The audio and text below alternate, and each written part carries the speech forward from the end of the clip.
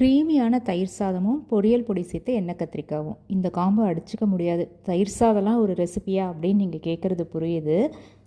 ஒரே ஒரு முறை லஞ்ச் பாக்ஸ் பேக் பண்ணும்போது இந்த மாதிரி ட்ரை பண்ணி பாருங்கள். ரெசிபி பார்க்குறதுக்கு முன்னாடி நம்ம உருளைக்கிழங்கு, வாழைக்காய், இந்த மாதிரி எண்ணெய் கத்திரிக்காய்லாம் செய்கிறதுக்கு யூஸ் பண்ணுற பொரியல் பொடி அம்மா ஸ்டைலில் ஏற்கனவே நிறைய செஞ்சு வச்சுருக்கோம். இதை பார்த்த ஒரு நார்த் இந்தியன் ஃப்ரெண்ட் கண்டிப்பாக எனக்கு ஒரு 100 கிராம்ஸ் வேணும் அப்படின்னு சொன்னதுனால அவங்களுக்காக தனியாக இப்போ பேக் பண்ணியும் முடிச்சாச்சு. அதை முடிச்சுட்டு தான் அந்த பொடி எப்படி இருக்குன்னு டேஸ்ட் பண்ணுறதுக்காக அந்த பேட்ச்லேருந்து எடுத்து நான் ட்ரை பண்ணி பார்த்தேன். ட்ரஸ்ட் மீ, ஒருத்தர் கொடுக்கணும் அப்படின்றதுனால பார்த்து செஞ்சதுனாலயா என்னன்னு தெரியல, அவ்வளோ டேஸ்டியாக இருந்தது இந்த முறை.